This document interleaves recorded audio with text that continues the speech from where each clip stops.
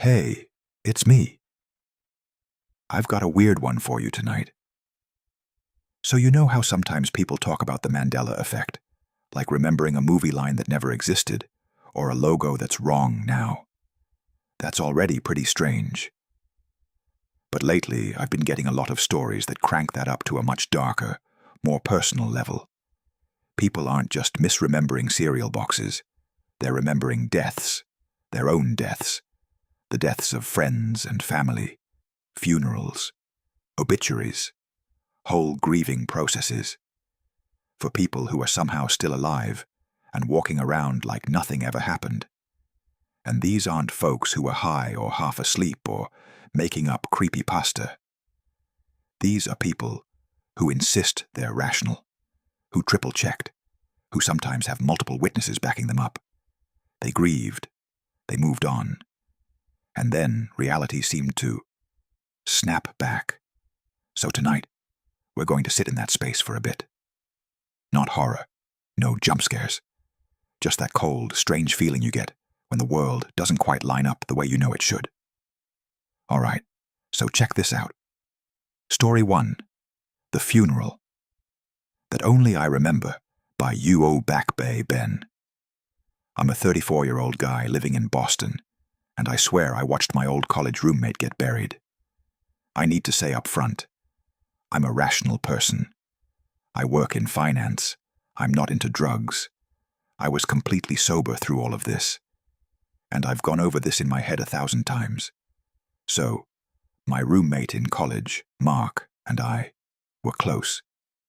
We lived together for 3 years at Northeastern. After graduation, we stayed in touch for a bit, but drifted like people do. We'd still text on birthdays, that kind of thing. In 2017, I'm at my office on a random Tuesday in March, and I get a call from a mutual friend from school, Jess. I remember I was watching snow fall outside, those big wet flakes, and the digital clock on my monitor said 3:14 p.m. She's crying, and she tells me Mark died in a motorcycle accident in New Hampshire. She says it happened late the previous night. Black ice. He hit a guardrail. I remember standing up from my desk so fast my chair rolled backwards. I took the rest of the day off. I sat in my car in the parking garage for like an hour, just staring at the concrete wall. I called my girlfriend. I called my parents. I was wrecked. I hadn't talked to him in a while, but the idea of him just gone, it hit hard. A few days later, I drive up to Manchester, New Hampshire for the wake. It was a cold, grey Saturday. I remember the funeral home, off-white siding, green awning, the smell of carnations the second I walked in. I remember signing the guest book, one of those big white leather ones with gold lines. I even remember being annoyed because the pen was running out of ink. I saw his mom. I absolutely remember hugging her. She had on a navy dress and a string of pearls, and kept dabbing her eyes with a tissue until it basically tore apart in her fingers. She told me, "He always talked about you, you know. You were like a brother to him." That line has echoed in my head for years. I remember walking up to the open casket. I remember how wrong his face looked, too still, slightly swollen. He was wearing a suit I'd never seen before. They'd put his old Red Sox cap at the foot of the casket. There was a photo board with pictures. Him at a frat party, him at a lake, him holding a beer with me and Jess in the background. This isn't a hazy thing. The lighting, the way the carpet felt slightly spongy under my shoes, the murmuring of people behind me, it's all there, crystal clear. I drove back that night in a sort of numb fog and spent the next couple of weeks randomly tearing up at my desk. Fast forward to 2022. I'm scrolling LinkedIn, as you do when you're procrastinating, and a suggested connection pops up. It's Mark. Same last name, same face, just older, wearing a navy blazer in his profile pic. My stomach dropped so hard I actually said no way out loud. I clicked through to his profile thinking it might be someone with the same name, who just looked like him. But it was him. Same little scar by his left eyebrow, from when he fell off a bike in sophomore year. Same dopey smile. Working at some tech company in Austin. I sat there for a good 5 minutes just staring. Then I did what any sane person would do. I checked everything. First, I Googled his name plus obituary. Nothing. I went several pages deep. I tried different combinations with motorcycle accident, New Hampshire, the year. I looked up Jess on Facebook and scrolled back through 2017, looking for any posts about his death. There was nothing. I dug through my old emails, my old texts. I was convinced I'd find that call log from Jess, or a group message saying, "Did you hear about Mark?" There was nothing. Not even a calendar entry for the wake, and I'm the kind of guy who puts dentist appointments on my calendar. I tested it by calling my mom. I asked as casually as I could, "Hey, do you remember when my friend Mark from college died?" She paused and said, "What? No. Is everything okay?" Like it was brand new information. I called Jess next. I hadn't talked to her in maybe a year. We did the small talk thing, work, life, etc. Then I said, "Hey, weird question. Do you remember our friend Mark? What happened to him?" She goes, "Yeah, I think he moved to Texas, works in software or something." "Why?" I remember just staring at my kitchen wall, feeling the blood drain from my face. I pushed it further. Didn't he die? In a motorcycle accident?" There was this long silence, and then she actually laughed nervously and said, "Ben, are you okay? That never happened."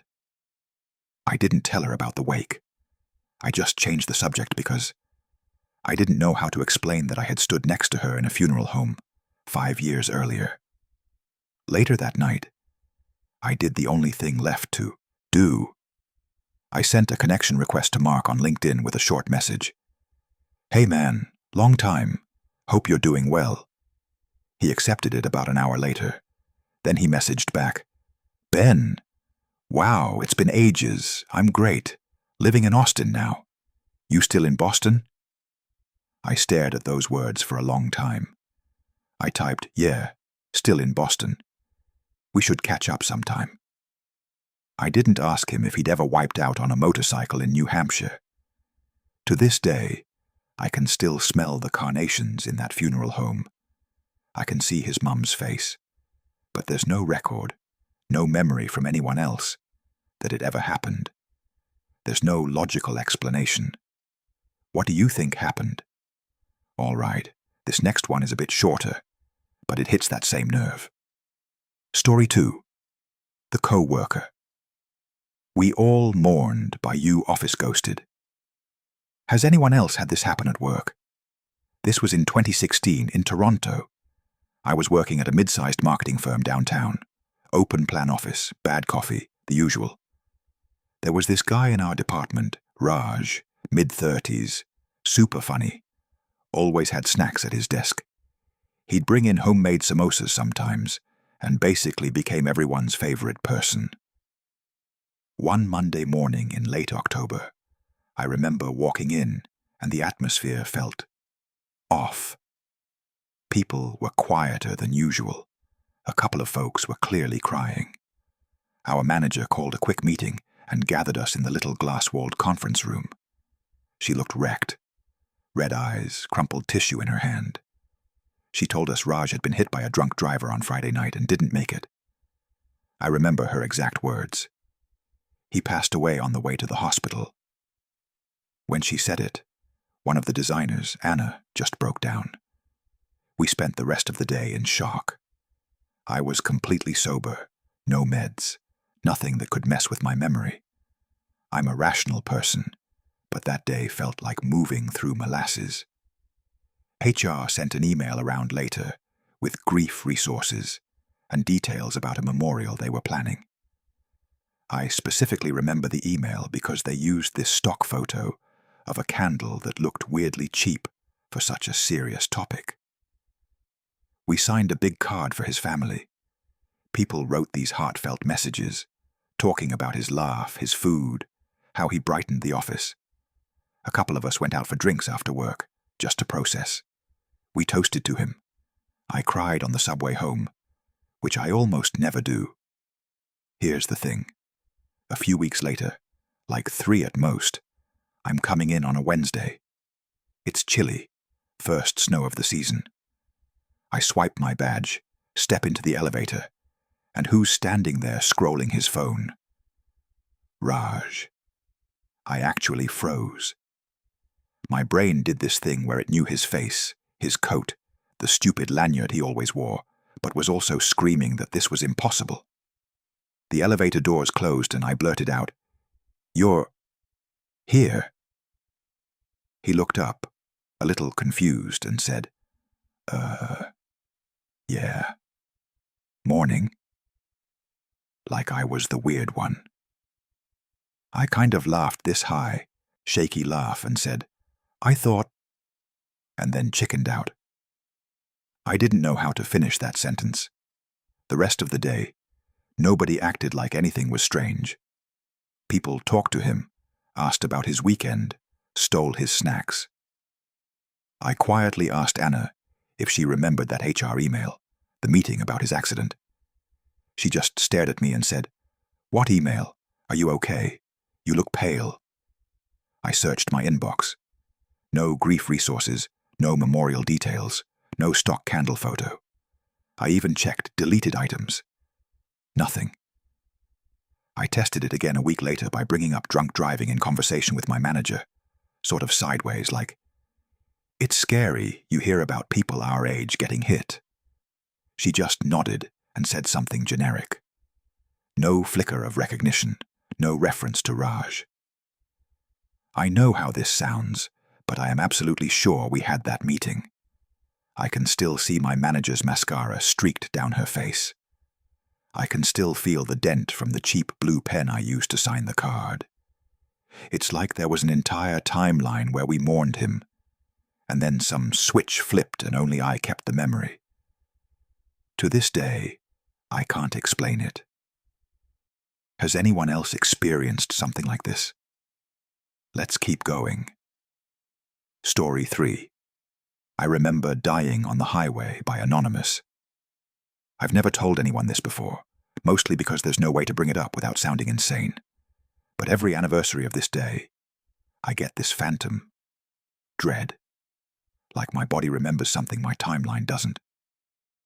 It was July 3rd, 2014, around 11:30 p.m. I was 22, driving from Denver to Colorado Springs after visiting a friend. I remember it clearly because it was the night before the 4th of July. Traffic was light, and I was humming along to some classic rock on the radio. The air outside was that perfect summer night temperature, and I had the windows cracked. Highway I-25 was mostly empty, just the occasional pair of red taillights in the distance. I was completely sober, no meds, no sleep deprivation. I'm a rational person, and I've replayed this memory so many times. It's like watching a movie I know by heart. About halfway between Castle Rock and Monument, it happened. There's a long, gentle curve, with a slight downhill grade. I was in the right lane. A pickup truck was ahead of me in the left. As we entered the curve, I saw headlights suddenly appear from the right. Too fast, too close. Some car was merging from an on-ramp like a bat out of hell, swerving. I remember the exact moment my stomach dropped. Time felt like it elongated. The merging car overcorrected and spun. In front of me, the pickup slammed its brakes. I hit mine, but my tires screamed. I could feel the steering wheel shudder. My car started to fishtail. What I remember next is not normal memory. It's like my brain recorded 2 versions. In the first one, the one that feels more vivid, if that makes sense, I lost control completely. My car skidded sideways across the lane, There was this horrifying metallic crunch as the spinning car slammed into my passenger side. I remember the shriek of tearing metal and the screech of glass exploding inward. I can recall, in what feels like slow motion, my head whipping to the side, my right shoulder slamming into the door, the unmistakable taste of blood in my mouth. I know this sounds dramatic, but I remember the feeling of the seatbelt digging into my collarbone so hard it burned. Then it got worse. The impact pushed me across the median. I saw the concrete barrier coming at me way too fast. There was this split second where I thought, this is it. I'm going to die. Not as a figure of speech, but as a calm realization. The front of my car hit the barrier. That jarring, bone-rattling crunch is seared into me. The airbag deployed. I remember the smell, this hot, burnt, chemical smell, and the absolute shock of my face hitting it. Everything went white, then black, and then nothing.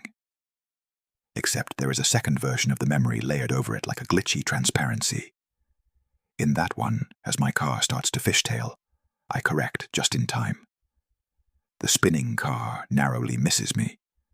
I feel the whoosh as it passes, like a physical thing in the air. The pickup in front of me swerves but doesn't hit anything. I pull over onto the shoulder, heart racing, hands shaking, but intact. Here's where it gets strange.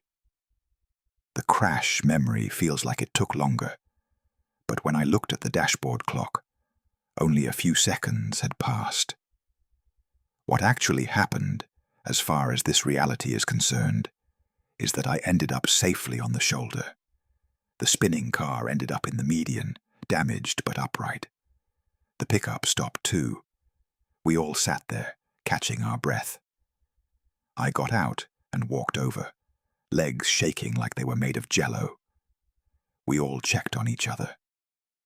No one was seriously hurt, some dents, some scraped bumpers. I was weirdly surprised to be alive. I kept touching my face, expecting blood. My collarbone hurt, but the seatbelt mark was light, like it hadn't caught me that hard. A state trooper arrived maybe 15 minutes later. He took statements.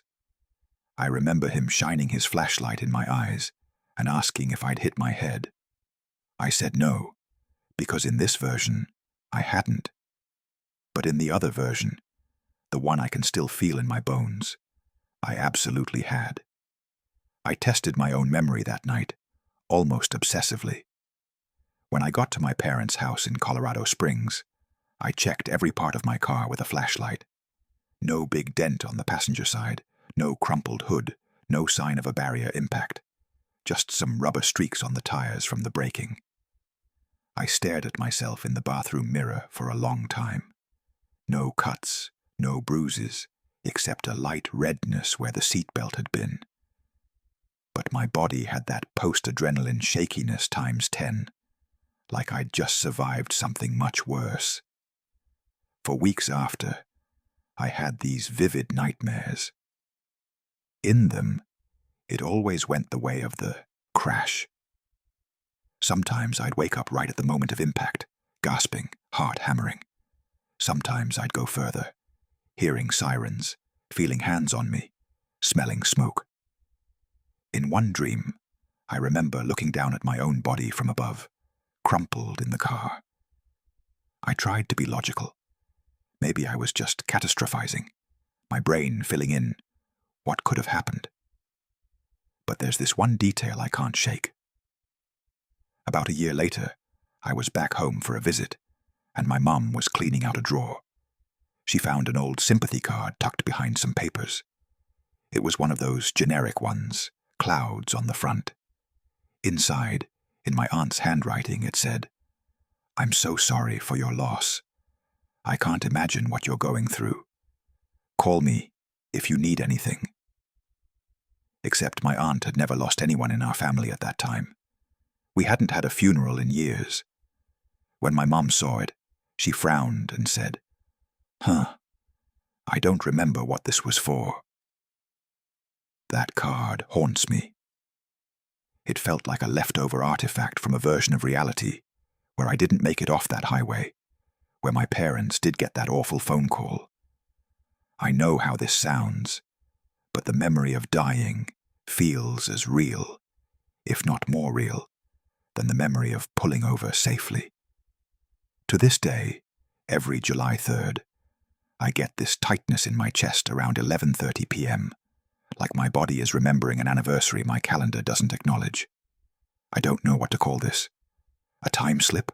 A near-death experience in a timeline I jumped out of? If anyone has answers, I'm all ears.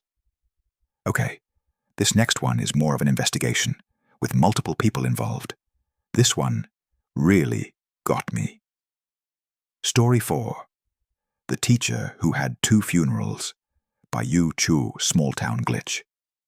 I grew up in a small town in western Pennsylvania, the kind of place where everybody knows everybody, and gossip travels faster than the school bus. Our high school was the center of the universe, and one of the main planets orbiting that sun was Mr. Callahan, the history teacher. If you went through our school between 1995 and 2015, you knew him.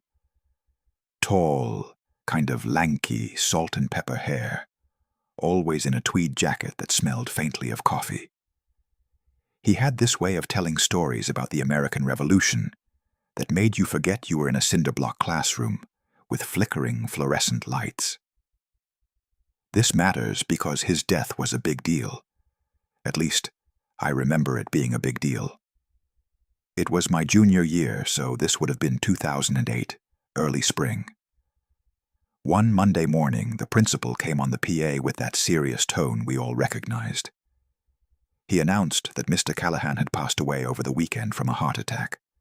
I remember the exact words. "We have suffered a great loss in our school community." A couple of girls in my class started crying immediately. My best friend, Dave, just stared at his desk. We all adored this guy. The rest of the day was basically a wash. The guidance office was flooded with kids wanting to talk. Some teachers just put on movies instead of trying to teach. In our English class, we sat in a circle and shared memories of him. I told the story about how he let me redo an assignment because I'd mixed up 2 battles in an essay. And he said, "History is already confusing enough. Let's at least get the dates right." A few days later, we had an assembly in the gym. They set up a podium and a microphone on that squeaky wooden floor. His framed picture was on a table with some candles. The principal, a couple of teachers, and even a school board member got up and spoke about him. Some of us were sobbing. Others stared at their sneakers with that numb, dissociated feeling. I remember the hum of the gym lights, the way one long fluorescent tube near the bleachers kept flickering like it was struggling to stay on. I remember the smell of sweat and floor polish. They announced that there would be a memorial service at the local Catholic church that Saturday, and that students were welcome to attend. I went with my mum. The church was packed, standing room only. I can still see his wife in the front pew, in a dark dress, clutching a tissue. His 2 kids, who were both in middle school at the time, sat beside her, looking shell-shocked. There were flower arrangements everywhere, mostly lilies, making the whole place smell thick and sweet. The priest gave a homily about how teachers live on in their students. A couple of students spoke at the podium and broke down crying halfway through. Afterward, there was a reception in the church basement with bad coffee and Costco cookies. Parents hugged each other. People signed a guest book. This is not a vague or questionable memory. I can still picture the exact shirt I wore, a green polo with a little stain near the hem. Time moves on. I graduate, move away, come back for holidays sometimes. Facebook keeps me loosely connected to people, including some of my old teachers. I never questioned any of this. Mr. Callahan was gone. Sad, but a fact. Then in 2019, something broke. I'd moved back to town temporarily to help my dad after a surgery. One afternoon, I'm driving past the high school. It's fall, trees starting to turn that bright orange. I glance over out of habit and, for some reason, slow down. There are kids coming out, football practice starting, the whole scene. And I see him, Mr. Callahan, standing by the front entrance, talking to a group of kids, same tweed jacket, same salt and pepper hair, just a bit more grey. He laughed at something one of them said. The sound didn't carry to my car, but I recognized the way his shoulders moved when he laughed. I almost rear-ended the car in front of me. My brain did this violent lurch. My first thought was that it was his brother or something. But I didn't remember him having a brother. I pulled over into the teacher's lot, heart pounding, hands sweating on the steering wheel. I sat there for a minute, trying to talk myself out of what I'd seen. I told myself, "You're mixing him up with someone else. He's been dead for over a decade." Then he started walking toward the lot. I panicked and did the only thing I could think of. I got out of my car. I figured I'd just see up close that it wasn't him, that it was some other middle-aged guy with a tweed jacket. He got closer and my stomach turned to ice. It was him. Down to the little crescent-shaped scar by his left eyebrow that he got in a bike accident as a kid. Same eyes, same slightly crooked nose. He saw me, squinted for a second, and his face lit up. "Well, if it isn't one of my old troublemakers," he said. My vision blurred for a second. I actually felt dizzy. I managed, "Mr. Callahan," like a question. He laughed. "Yeah, last I checked. How have you been? What are you up to these days?" Completely casual, as if we'd just seen each other at graduation a few years back. I couldn't bring myself to ask the obvious question. Instead, I stammered something about living back in town for a bit. My dad's surgery, blah, blah, blah. He nodded sympathetically, said he was still teaching, that they haven't managed to get rid of me yet. At one point, I stupidly said, "You're still teaching here? After all this time?" He chuckled and said, "Well, yeah, I took a sabbatical around 2010 when I had that heart scare, but I'm too stubborn to quit." Heart scare. Not heart attack that killed him, not funeral, not memorial service. Scare. We said goodbye. I got back in my car and just sat there. My hands were trembling so badly I had to put them in my lap. That night, I started my investigation. First, I dug through my old stuff in my parents' attic. I was absolutely sure I'd find the memorial program from his funeral. I remembered it vaguely. A cream-colored pamphlet with his photo on the front and a Bible verse underneath. I tore through boxes for 2 hours.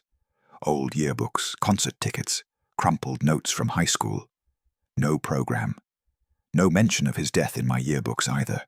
No "in memory of" page. Nothing.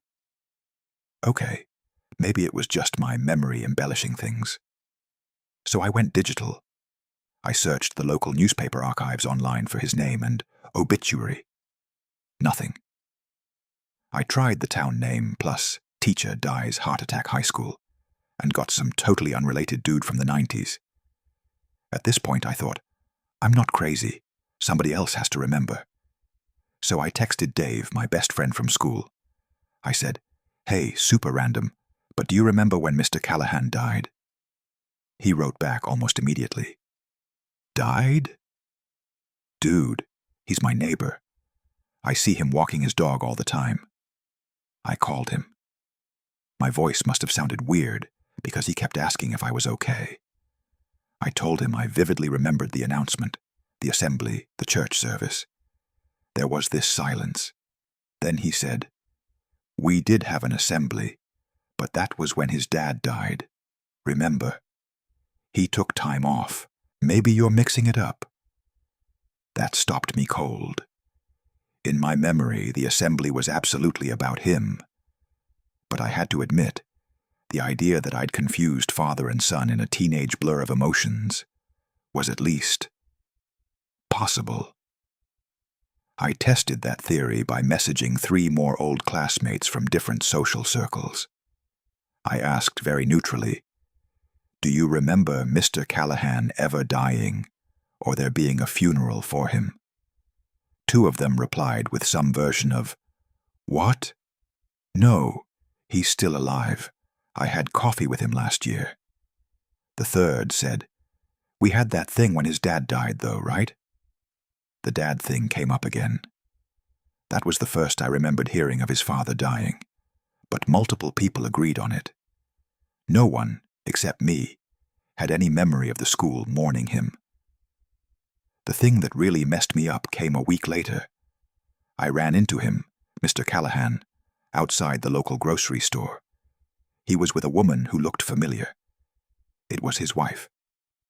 Same woman I remembered in the front pew at his funeral, crying behind a veil of tissue. She recognized me too. She smiled and said, "Oh, one of your former students?" He introduced us, and I shook her hand.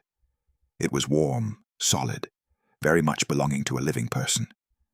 Later that night, I dug through an old box my mom had of church bulletins and programs. She's the type who keeps that stuff.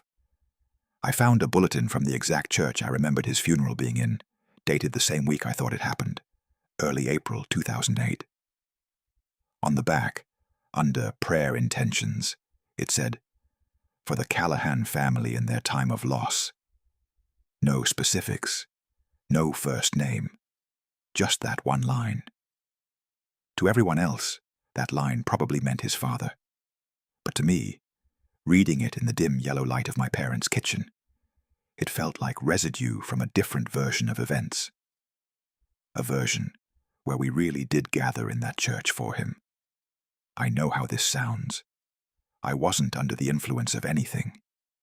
I triple-checked the dates, the archives, even asked my mom if she remembered attending a teacher's funeral with me. She remembered the church basement cookies, the bad coffee, but she was pretty sure that was for somebody's parent. So either I constructed an entire, vivid, sensory-heavy false memory around a single vague church bulletin line, or something happened with the timeline. He's alive. He's still teaching. I literally shook his hand. And yet, somewhere in my head, there's a full funeral for him that nobody else seems to have attended. I've never been able to shake this feeling that, for a while, he was dead, that we all grieved him. And then, quietly, without anyone noticing, reality edited itself and left me holding the rough draft. What do you think happened? All right, we're just getting warmed up. There's a lot more to come, and some of these next ones go even deeper into that "I watched you die, but here you are" territory. Hey, it's me. Before we dive back in, quick thing. If you have a glitch story you want to share, send it to the email in the description. It's got to be true, as detailed as you can make it, and let me know how you want to be credited. Reddit handle, first name, anonymous, whatever you're comfortable with. I read every single one that comes in, even if I can't use them all. The ones that hit me the hardest are usually the really ordinary ones. You know, not the big cinematic stuff. Just that moment in a kitchen or in a parking lot where you suddenly realize the world is not what you thought it was. So if something like that has ever happened to you, don't keep it to yourself. Write it down, even if you're not sure it counts. All right, let's get back to the glitches. Story 5. The Guitar from My Dead Brother by You Looped Solo. I swear I inherited something from my brother after he died. The problem is, in this version of reality, he never did. I grew up in the suburbs of Chicago, youngest of 3. My oldest brother, Nate, was my hero. He was 6 years older, into punk bands and skateboarding, and he had this beat-up sea blue Strat-style guitar he'd saved up for in high school. He'd covered it in stickers, Misfits skull, a faded Support Your Local Scene sticker, and this one crooked label maker strip near the jack that said "Do Not Die," because he thought it was funny. I remember that guitar almost as clearly as I remember his face. In my memory, the summer I was 16, so 2010, he died in a motorcycle accident on I-90. It was late July, middle of a heat wave. I remember my mum getting the call. She dropped the phone and just sort of slid down the kitchen cabinets onto the floor. My dad's face went this gray color I'd never seen. The funeral was at a small funeral home in Elgin. I remember the smell of too strong air freshener, trying and failing to cover up that sweet, heavy flower smell. Nate's friends came in ripped jeans and patched jackets. Someone played an acoustic version of his favorite song. I stood in front of the casket and stared at his hands folded over his chest, thinking they looked wrong without his calloused fingers moving. After all the immediate chaos, when the estate stuff settled, my parents asked if there was anything of his I wanted. I said the guitar. They both hesitated, like they didn't want to part with it. But finally, my dad went to Nate's old room and brought it down. I remember the weight of it in my hands, the smooth, worn neck, the chip in the paint near the bottom strap button where he'd smashed it into a mic stand once, the "Do Not Die" label half peeling at one corner. From that point on, that guitar became my link to him. I played it every day after school. I learned all the songs he used to play, fingers blistering and then hardening. I put my own sticker on the back, a small black cat, because he'd always joked I needed a familiar. I took it to college with me. There are whole evenings in my memory where I'm sitting on the floor of my dorm, back against the bed, that blue guitar in my lap, practicing until my fingertips burned. My roommate would complain, and then end up asking me to play one more song. This went on for years. The grief softened, but that guitar stayed. It moved with me through crappy apartments, through a breakup, through my first real job. It was always there, leaning in the corner of my living room like some quiet, patient ghost of my brother. Then, in 2020, reality jumped the track. I was 26, living in Logan Square. My cousin was getting married up in Milwaukee, and the whole family was going. It was mid-September, one of those perfect Midwest days where it's sunny, but not humid. I was in the reception hall talking to a couple of relatives I barely knew when I heard a laugh behind me that completely froze my spine. It was Nate's laugh. This weird, half-snickering thing he did when he really found something funny. I turned around, and there he was. Older, sure. A little thicker around the middle, hairline starting to recede. But it was him. Same crooked front tooth, same little birthmark by his left ear. I must have gone white, because my mom appeared at my elbow and said, "Hey, you okay?" I just pointed, and my voice came out as a whisper. "Nate." My mom laughed like I was making a joke. "Well, yeah. Go say hi. He hasn't seen you in, 2 years?" Then she walked over to him like nothing was wrong and hugged him. I stood there watching my dead brother hug my very alive mother, and my brain felt like it was trying to process 2 timelines at once, and failing. He saw me and grinned.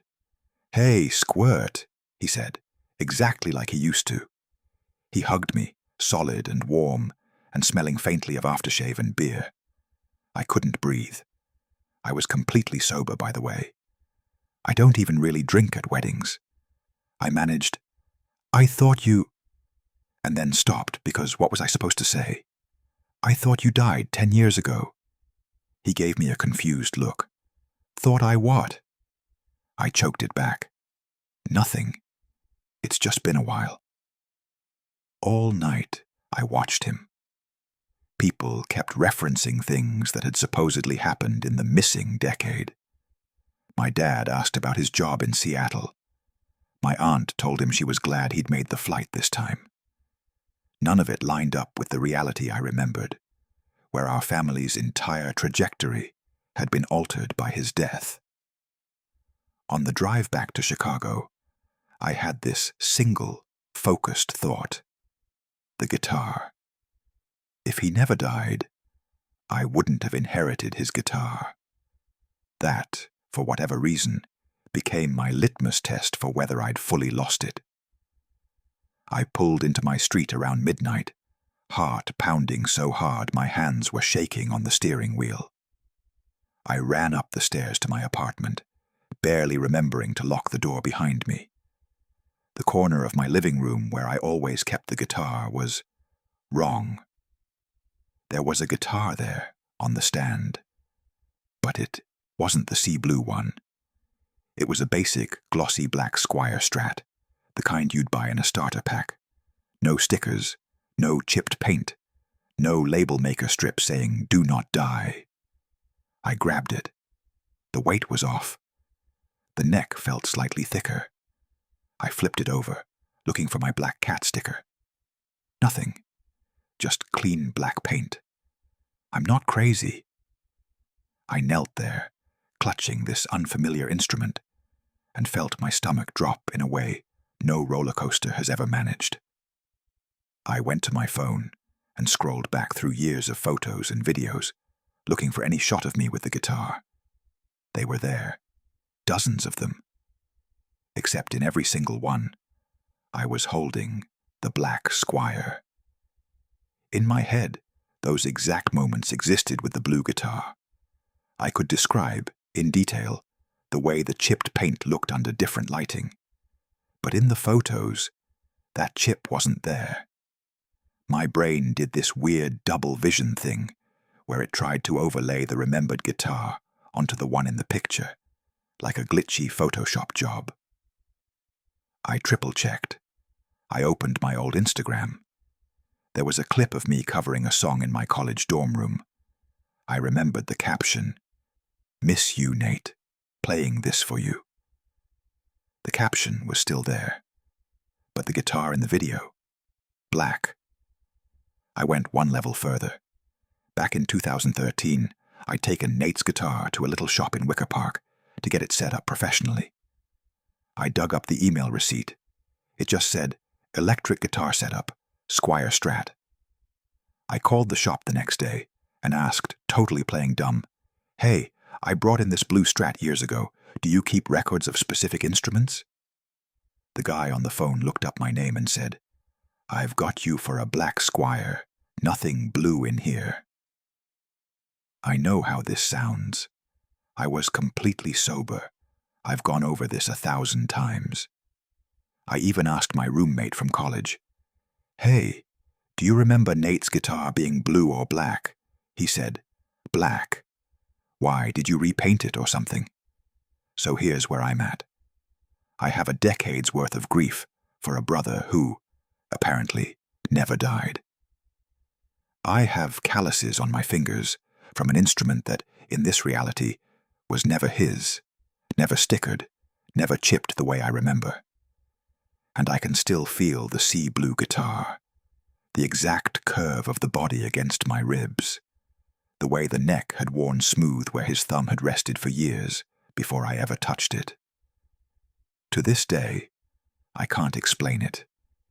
It feels like I inherited an object from a version of my brother who really did die, and then reality swapped in a cheaper stand-in and expected me not to notice. Has anyone else had something like this happen?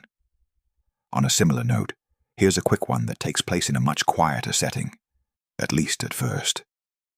Story 6, The Grave with My Name on It, by U.G. Brisbane Shift. This happened when I was 15, in Brisbane, Australia, and I still don't know what to do with it. Our house backed onto this old cemetery. Not super creepy, more like one of those historical ones with big fig trees and sagging headstones. It was actually kind of peaceful. I'd take our dog, Milo, through there in the late afternoon as a shortcut to the park. This was winter 2002. It gets dark early, but the air was still warmish, and the magpies were doing that warbly song they do as the sun goes down. I was a pretty grounded kid, not into anything weird. I wasn't under the influence of anything. I'd walk the same route past the same headstones all the time. One afternoon, around 5 p.m., orange light slanting through the trees, Milo stopped to sniff something, and I happened to glance left at a row I'd passed 100 times. There was a new headstone, brand new granite, shiny compared to the worn, lichen-covered stones around it. Fresh dirt, a little mound still.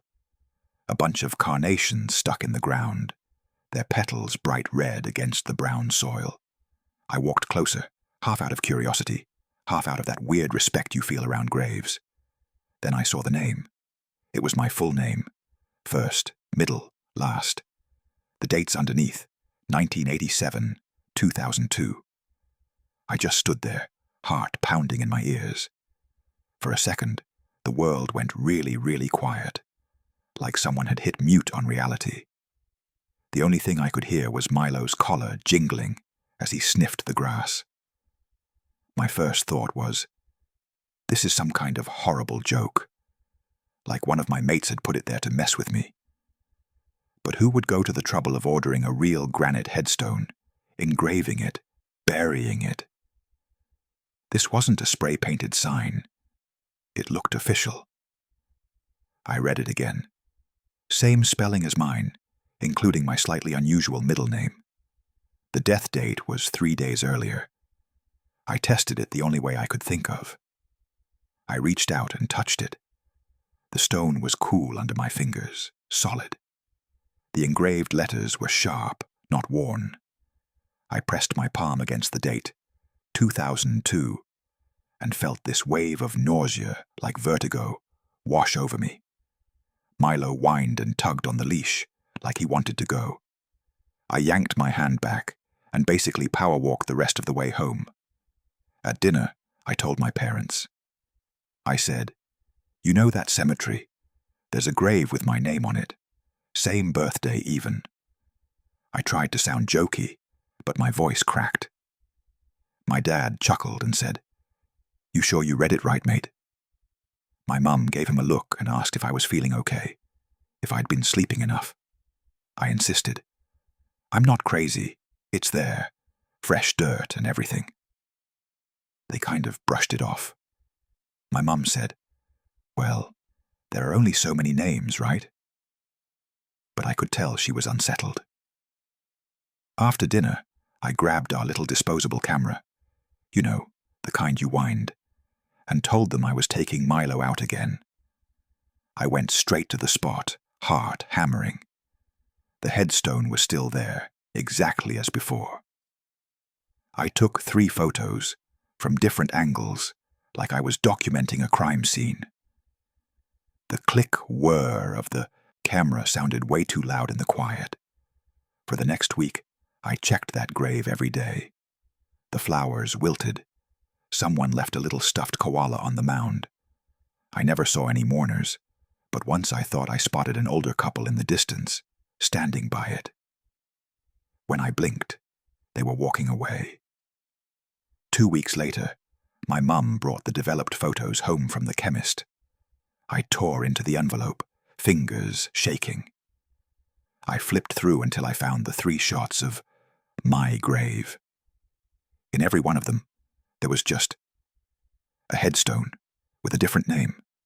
Same spot, same angle, but the name was Samuel James, our surname. A totally different first and middle name. Same last name, same year of birth, but a different day. And the death year was 1972, not 2002. The stone looked older too in the photos, with dark streaks down the sides. I thought they'd printed someone else's pictures by mistake. I ran back to the cemetery with the photos in my hand. The headstone I saw in real life matched the photos. Samuel James, 1950-1972. Old stone, moss at the base. No fresh dirt. I just stood there, holding a photo of an old grave and remembering, with absolute certainty, a brand new one with my name, and the year 2002 on it. I remember the red carnations. There were wilting yellow daisies there now. I remember the sharpness of the granite under my fingers. This one was rough, pitted. I tested my memory again and again. I even asked a friend to come with me and see if any of the graves had our names. He joked about it, read them out loud. Nothing weird. I didn't tell him what I'd seen. Years later, at a work barbecue, I met a distant cousin I didn't know I had. Same unusual surname. We got to talking, and somehow the cemetery came up. He mentioned, offhand, we had a cousin named Liam, my first name, who died young, way before we were born. Car accident, I think. I laughed and said, "You're kidding." He wasn't. He even pulled up an old family tree PDF on his phone. There was a Liam with my exact middle and last name, born in 1950, died 1972. Same dates as the grave. My stomach flipped. I know how this sounds, but I'm a rational person. I wasn't under the influence of anything. I have this crystal clear memory of my own grave, with my dates, that existed for about 2 weeks and then reverted, shifted, and the photos show a different version entirely. I still walk through that cemetery sometimes when I visit my parents. I always glance at that headstone. It's just normal, weathered, for someone else. I don't know what to call this.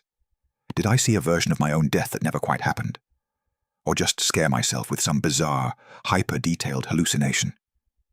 To this day, I can't explain it. Okay, this next one is a longer one, and it involves a whole family trying to make sense of a grandmother who seemed to die twice.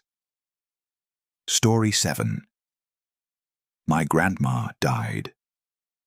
2 Different Ways by You, Maritime Echo. I grew up in Hamilton, Ontario, but my mum's side of the family is from a tiny town in Nova Scotia. My grandmother, Nana Ruth, was the classic maritime grandma. She smelled like Dove soap and cigarette smoke, always had molasses cookies in a tin, called everyone Love, whether she knew you or not. I remember her dying when I was 11. I also remember her dying again when I was 20. Those 2 memories do not line up, and yet my brain refuses to let go of either of them. Let me start with the first one. In my memory, it's late October 2004. The air has that sharp, cold edge. I'm in 6th grade. We get a phone call on a Wednesday night. My mom answers in the kitchen, and I can tell it's bad news by the way she leans against the counter and presses her hand to her forehead. She hangs up and tells us, Nana had a stroke. She didn't make it. She starts crying. My dad wraps his arms around her. My younger brother asks, "What does that mean?" And I remember feeling this hollow, stunned feeling in my chest. We fly out to Nova Scotia 2 days later. I remember the airport, the way my mum keeps taking tissue after tissue from the crumpled pack in her purse. I remember my uncle picking us up in his rusty pickup, the windows fogging as we all breathe in the cold air. The wake is at this small wooden funeral home that looks more like a converted house. The carpets are this ugly blue-gray. There's a bowl of pastel mints on a side table. I can still smell the mixture of coffee, flowers, and that faint chemical undertone of embalming fluid. Nana is in an open casket at the front of the room. She's wearing a light blue blouse I remember her having. Her hair done in that careful curl. Her skin looks waxy, wrong. My mum kisses her forehead and then starts sobbing, loud and ugly, the way you only do when someone you love more than anything is really gone. My aunt pulls me into a hug that smells like white shoulders, perfume, and tears. My cousin Sarah and I sit on a little folding chair against the wall and just stare. Someone brings us hot chocolate in foam cups. The funeral is the next morning. Same place, same smell. A pastor who barely knew her reads from a piece of paper about her love of family and service to the community. My mom gets up and tells a story about how Nana used to mail us care packages full of homemade jam and socks she'd knitted. She can barely get through it. We drive to the cemetery in a little caravan of cars. It's cold enough that our breath hangs in the air. I remember standing at the graveside, goosebumps on my arms, listening to the soft thud of dirt hitting the coffin. My brother asks if we'll still get cookies at Christmas. My mom winces. We fly home. Life reorients around this new reality, where Nana is just gone. I don't go back to Nova Scotia for years. There are no more care packages. My mum gets quiet every October. Fast forward to November 2013. I'm in university, living off campus in a terrible rental. It's a Tuesday night, and I'm studying for an exam when my phone buzzes. It's a text from my mom. They don't think Nana is going to make it this time. If you want to see her, we need to fly out tomorrow. I stare at the screen, confused. I actually text back, "Again?" Then delete it. I call her instead. She sounds tired, scared. She tells me Nana had a massive stroke. The doctors say she has hours or days. "You knew she'd been in and out of hospital this year," she says. Except I didn't.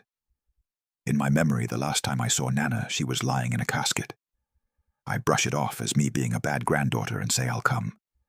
The next day, we're on a plane to Halifax. At the hospital in Truro, everything becomes impossible to reconcile. We walk into a dim ICU room. Machines beep softly. And there's Nana. Alive. Frail, yes. One side of her face drooping slightly, but breathing. Her hands, veiny and spotted with age, are resting on top of the blanket.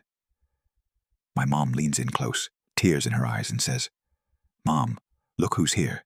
It's my name." Nana turns her head slowly. Her eyes land on me.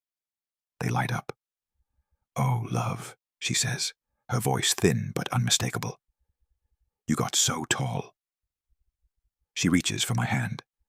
My brain short-circuits. The last time I'd seen her face, it was motionless in a coffin. Now she's squeezing my fingers weakly, her skin warm and papery. I feel dizzy. I sit down hard in the visitor's chair. I ask cautiously, "When was the last time I was here?" She smiles and says, "You were just a little thing. 12? You had those pink barrettes in your hair, and you spilled hot chocolate on my couch." In my memory, at 12, she'd already been dead for a year. The next few days blur. We stay in a motel. Family members we haven't seen in ages come and go from the hospital. They talk about the first stroke in 2004 that she bounced back from, about how she fought so hard these last 9 years. In their timeline, she got sick in 2004, but survived.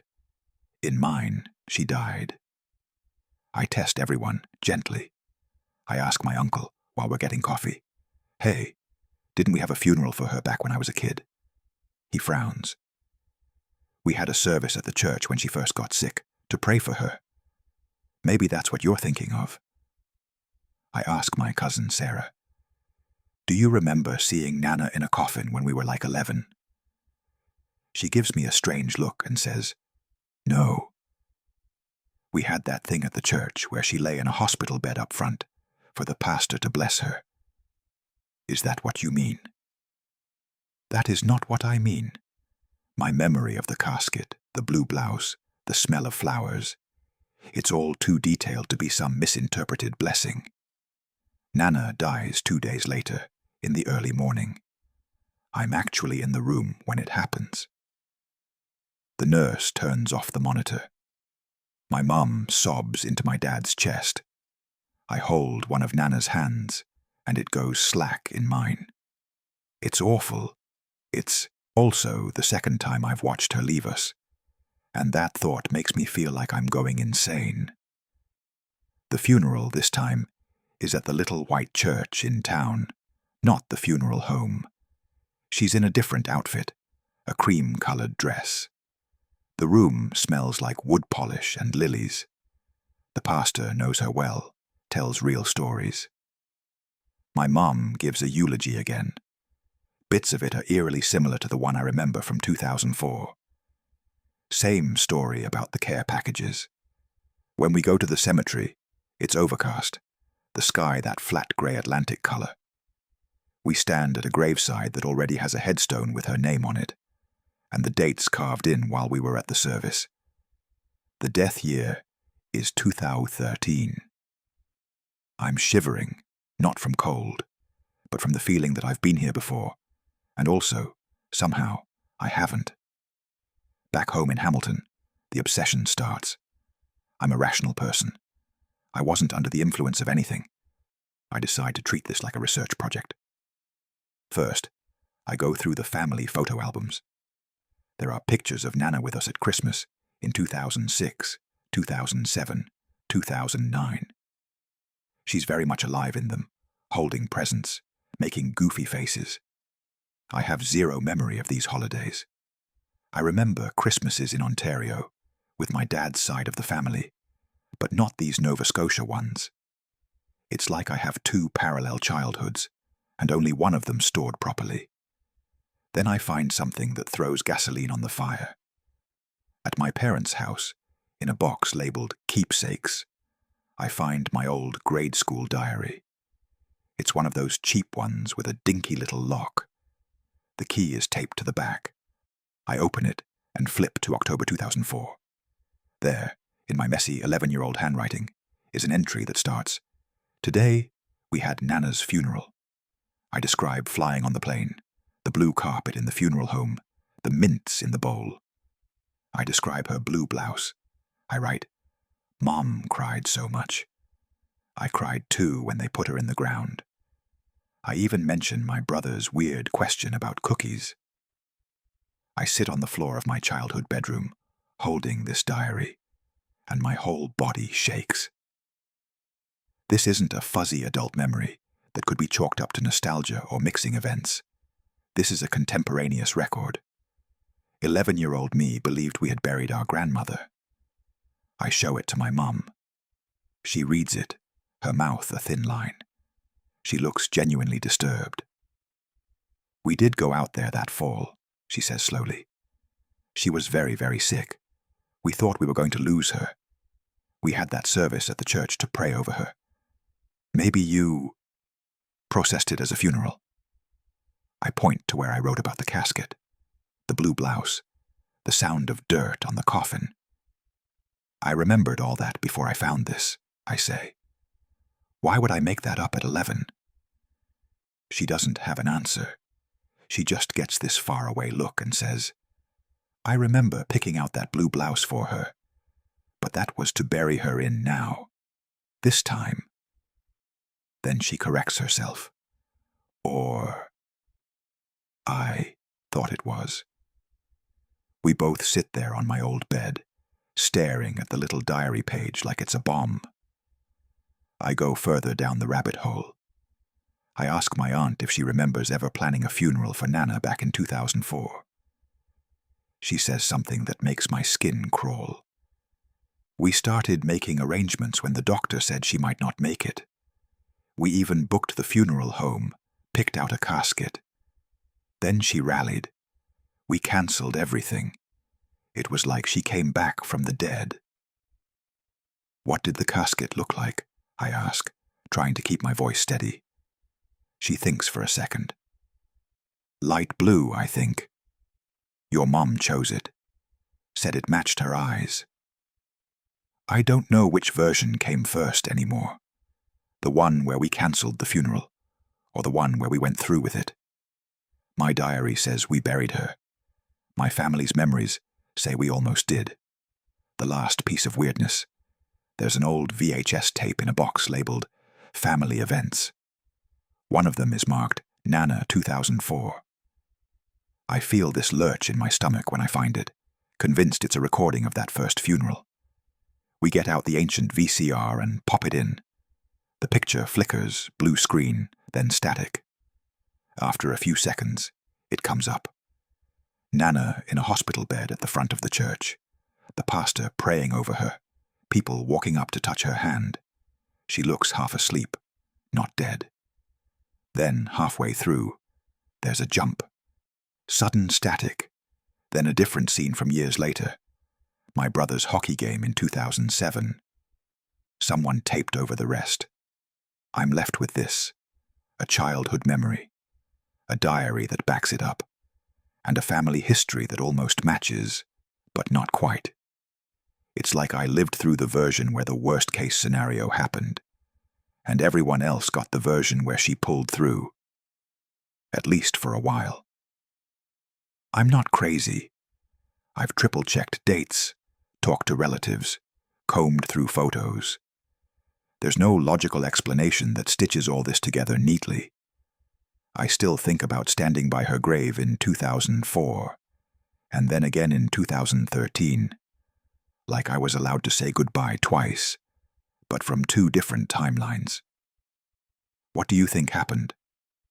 Speaking of strange repetitions, this next one is about a death announcement that arrived. A little too early. Story 8. The actor who died twice on my phone. By you. Push notif. Panic. I've always rolled my eyes a bit at celebrity Mandela Effects stuff. You know, didn't this guy die years ago? Usually turns into, no, he just stopped being famous. But this one shook me, because it wasn't a fuzzy memory. It was on my phone. At least it was. This was in Portland, Oregon, summer of 2020. I work from home in IT, so my days are basically a blur of screens. I'd taken a late lunch and was lying on the couch, doom-scrolling like everybody else was that year. I follow a lot of film news, and I have the BBC and a couple of entertainment outlets set for push notifications. Around 2:30 p.m., my phone buzzed with that specific tone I recognize as breaking news. I glanced at the screen without really focusing, then did a double take. The notification said, BBC News, veteran actor Liam Carraway dies age 61 after short illness. Liam Carraway is a British character actor. Not A-list Marvel huge, but if you watch British dramas, you know his face. I'd just seen him in something a few months before. I actually really liked his work. I sat up, weirdly bummed. I opened the notification. It took me to a BBC article with the same headline. There was a black and white photo of him from the 90s, looking all serious.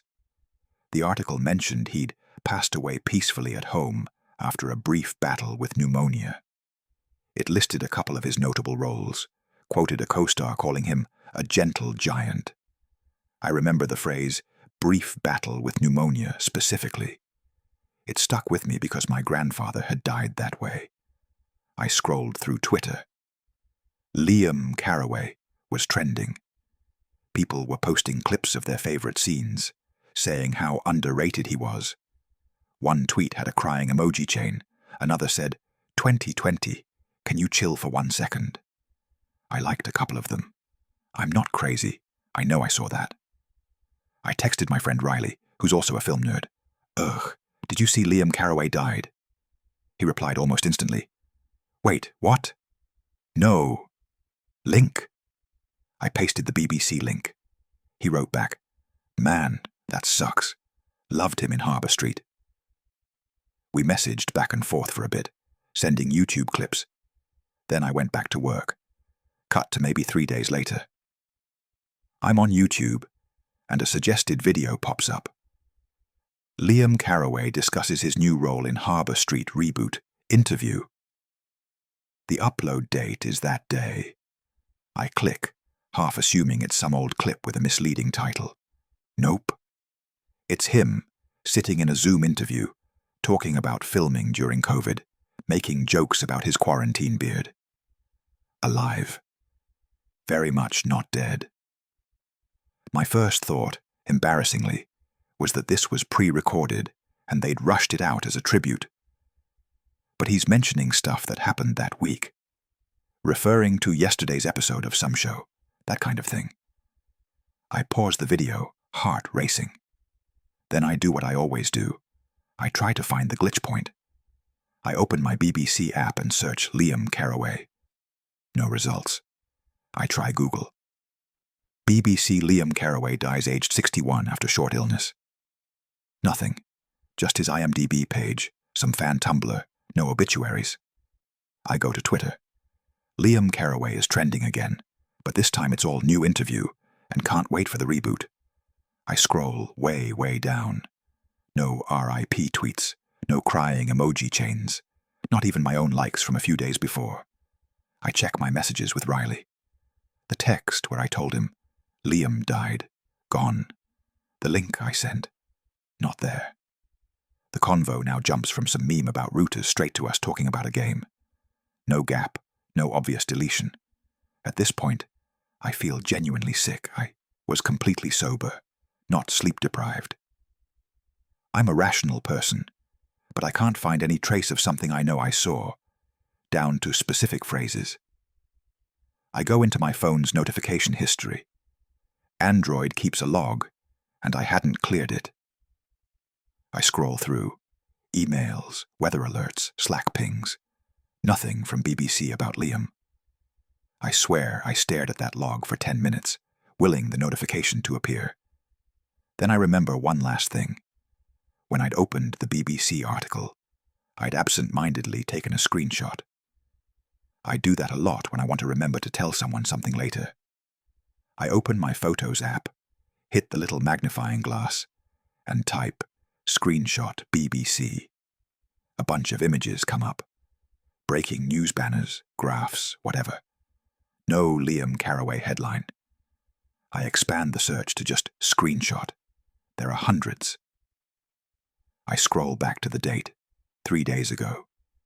There's a gap there, like I didn't take any screenshots that afternoon. Which I know is wrong, because I also grabbed one of a funny tweet right before the news alert. That one is gone too. I message Riley. Hey, do you remember me texting you about Liam Caraway dying, like a few days ago? He writes back, no? Did he?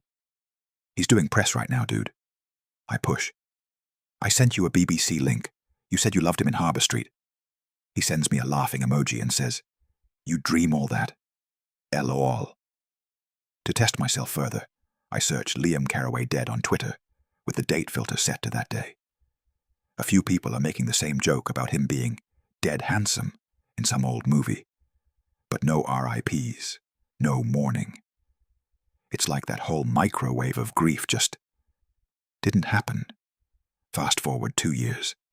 It's March 2022. I'm on my lunch break again, scrolling like always. My phone buzzes, same BBC breaking news tone. I look down and feel my stomach flip. BBC News. Actor Liam Caraway dies aged 63 after short illness. 63 this time, not 61, but the rest of the wording is almost identical. Short illness. Passed away peacefully at home. They even used the same black and white 90s photo of him, looking serious. This time, when I tap it, the article exists. I screenshot it immediately, 3 times. I send one to Riley. He replies, wow, guess you were right, just 2 years early, with a skull emoji. I scroll Twitter. He's trending. People are posting clips. One of them uses almost the exact wording of a tweet I remember from 2020. 2022, can you chill for 1 second? Different year, same vibe. I like it, feeling this deja vu nausea. Later that night, I search my phone again for that missing 2020 screenshot. It's still not there.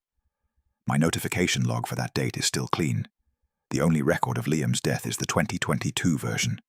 So either I fully hallucinated a complete news cycle, push notification, full article, trending topic, multiple tweets, a text convo with a friend, and then lived through the real version 2 years later. or time recycled that event and overwrote my receipts. I've gone over this 1,000 times. There's no logical explanation I can find that doesn't require me to either doubt my sanity or accept that sometimes our timeline runs beta versions of events. To this day, I can't shake the feeling that I watched Liam Carraway die twice. Once in a version of reality that got quietly rolled back, and once in the final release. Has anyone else had this happen with a celebrity? Hey, it's me again. I want to pause for a second on that last story, because this is where it starts to get under my skin a little. I've had a couple of those, wait, didn't they already die? Moments with public figures. I think a lot of us have. For me, it was a singer. I'll keep the name to myself, where I distinctly remember hearing a radio DJ do a whole segment about his passing years before he actually did.